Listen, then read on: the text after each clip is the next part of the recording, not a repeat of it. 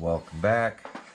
So this is part 2, hopefully the final build assembly. I'm going to show you guys a little of my tricks to setting up, whether it's a Creighton or an Outcast ready to run, or an ExB. There's a couple of things that I'll do now that I know, after building a few of these, that I think will be very helpful before you run the RC, before you're disappointed. So what I know, the original Creighton, here's the transmission. So we are going to get this gear changed out. That's one thing. The other thing that I know about, and I want to check the ExB, is this diff. So all I'm doing is jamming the screwdriver in there to pretend that it's so you can hear the diff. Those are the gears inside the diff. They switched it. Originally it didn't have 20 million in it. I want to say it had like 1 million or 2 million in it, and they went to a 20 million diff fluid, I believe, in the version 1.5, and I know the ExB Creighton did, and I think most of the ready to run Outcast and Creightons went to 20 million. I'm going to start wrenching on this thing. I'm going to break it down so we can get the diff out and get this gear changed. While I'm talking, I have a tendency of just to start talking and forget what I'm doing. But we're going to open up this diff. I'm going to show you how to, the first diffs, the version 1, like my M2C Creighton, I believe I'm just going to sell that thing as a roller with the M2C stuff on it.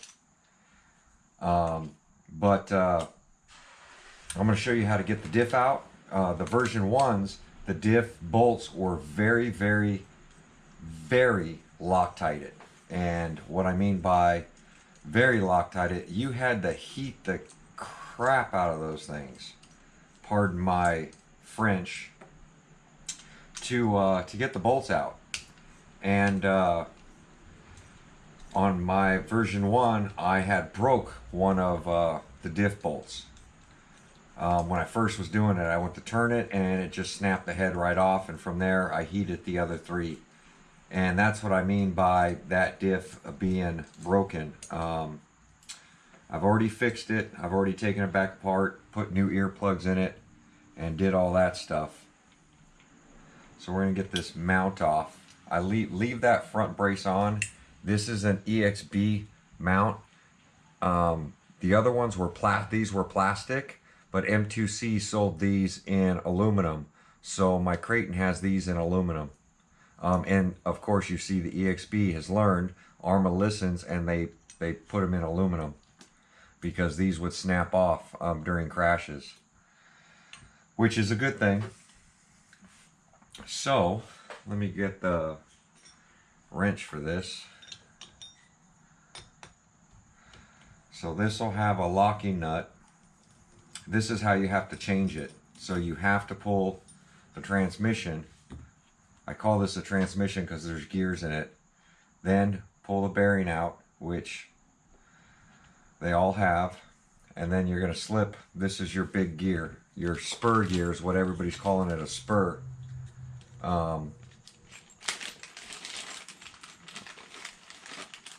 Here is that's how much smaller we are going on the spur. And when Arrma came out with these, it made a huge difference. So we're going to go ahead and put this back on, because this half of it we're not going to have to take apart after this. So put the spur on, and it shouldn't matter which way it goes. You can put it forward, backwards. It's spaced the same on both sides.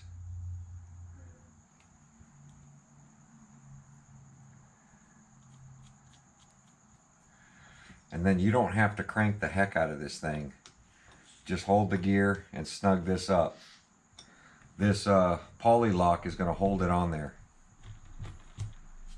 And then we're going to throw this one in this bag. And we're done with this bag. We don't need anything else. I might have to steal one of the screws out of this for the motor mount. I think. I can't remember. Because like I said, my Creighton was missing one. So now that we got that done, we're going to turn it around, and there's 5 bolts. 1 in the middle, 2 on each side. So we're going to go ahead and take those out.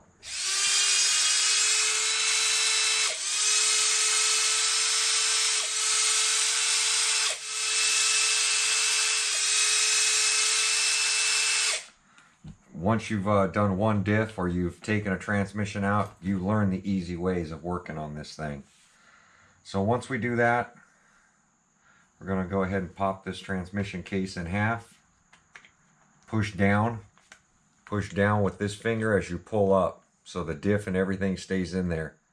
So you got a bearing. You can see that they grease this now, which is good because it never used to have a bunch of grease in it.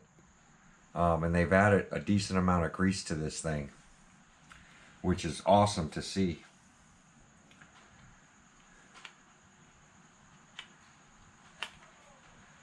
So I try to leave this assembly in here and just pull out the diff. The bearing, these bearings really keep it in there. So you can take it apart with these 4 screws or those 4 screws. It doesn't matter which way you take it apart. Just remember which side goes down, because that spaces it for this. So you see how high that gear sits? There's a spacer underneath that. So the big space where the gear is centered is face down. Now I remember it has these plastic things that push the gear to one side. So what I try to do is take off the opposite side. So I'll pull this side so that I don't have to pull these rubbers, the 4, I think it's 3 or 4 rubber grommets out of it. So I'm going to actually bust this side loose. Get yourself the Burnzomatic, and we're just going to apply a little heat to these. I don't know how much Loctite they put on this one, if they finally lowered the Loctite down. And do these by hand. Do not use a power tool on busting these loose. You can start them. So I'm going to just check them real quick. Yeah. So they definitely have Loctite in them still. Hopefully not too much. Usually 3 clicks, but I can get it on 2 now.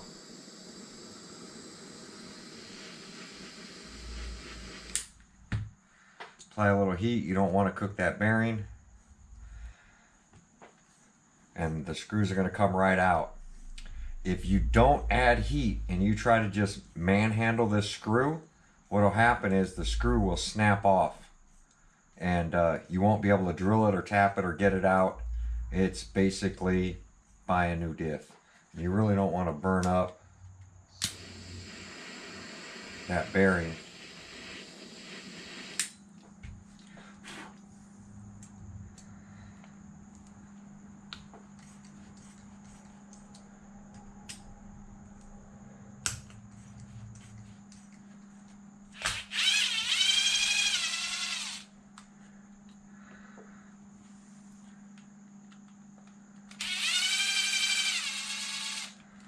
We will be adding some Loctite when we put this back together, because what you don't want happen is you definitely don't want these backing off when it's in there, because you can't see it. So once you get those out, just a little wiggle. I try to twist it to the side because This 20 million is gummy. I'm going to try to keep the gasket there. I'm going to try not to move anything out or anything away. You can see that this is 20 million. It's like silicone. So we're going to throw a couple of earplugs in there. So here we go.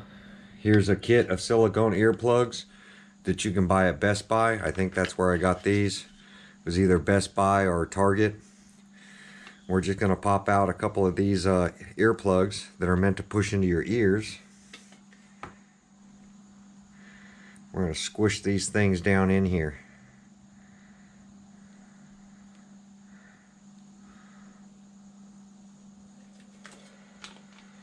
And I'm going to try to rotate it.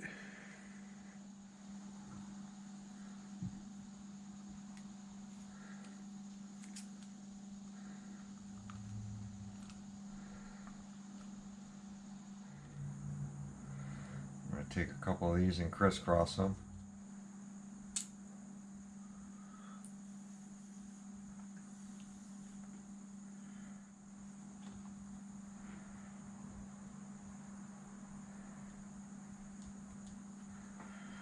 Now we're going to get these started.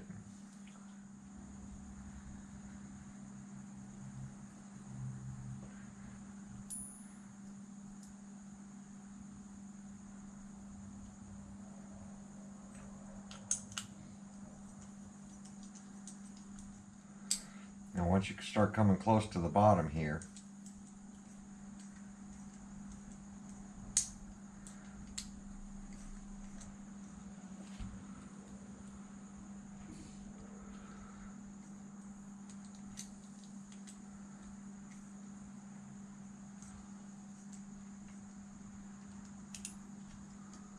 see the silicone coming out of those two screws, or those two screw holes.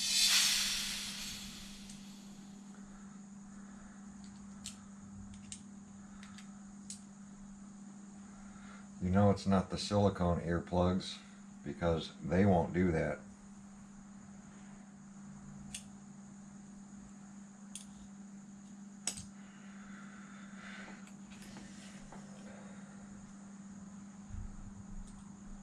Definitely want this stuff out of this hole. That's the 20 million.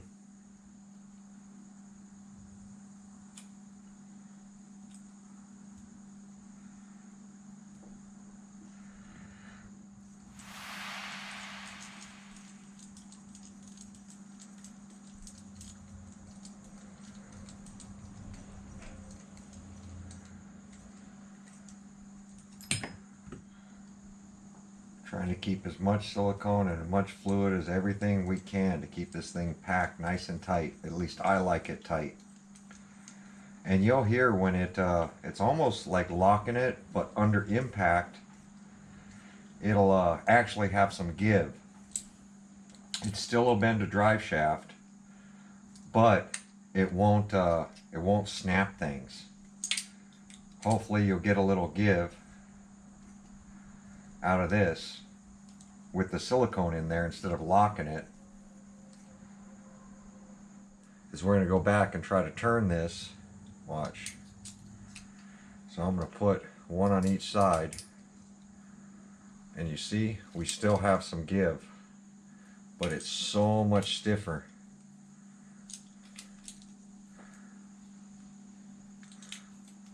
So this is the give that you want, but it'll be tight enough so when you hit the trigger, it'll pretty much do a standing backflip.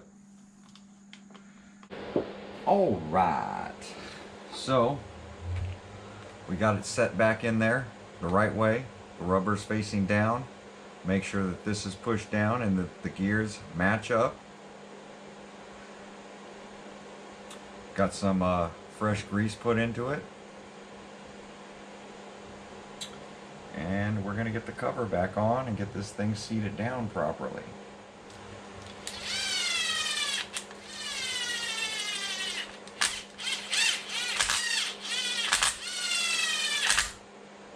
Alright, and there is a gasket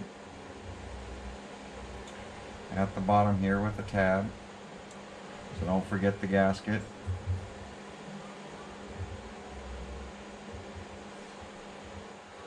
Now that we got that back on, make sure that we roll smooth.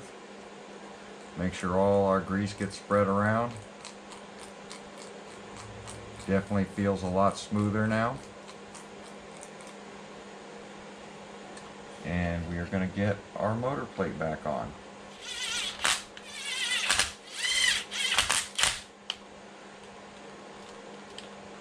These really bite in there.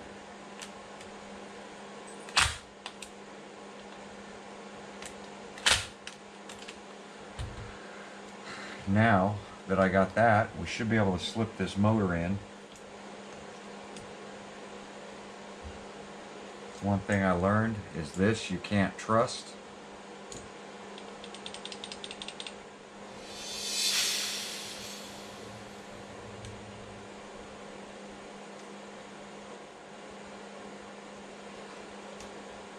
There we go.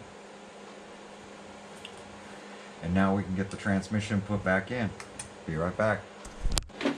Alright, time to get the transmission in. Man, look at that body. I'm really digging this matte black finish with the gloss. We don't want the gasket to fall out.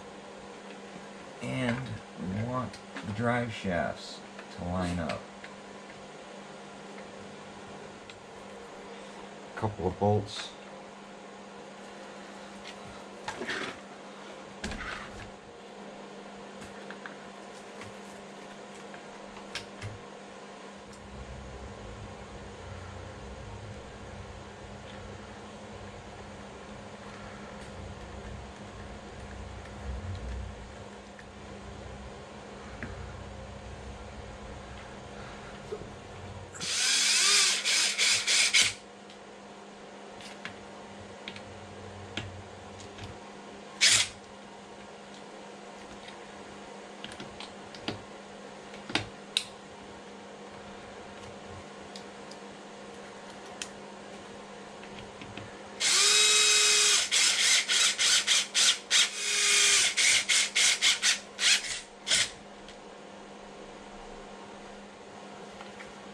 Alright.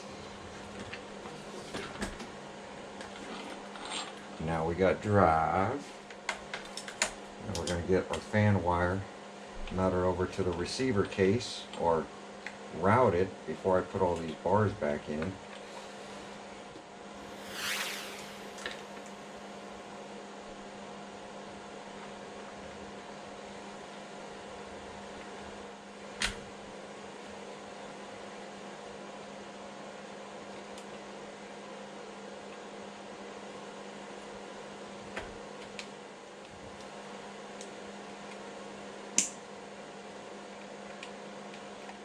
And there we go. We're going to pop the side plate on, get the battery tray in, and that's it. This task is done.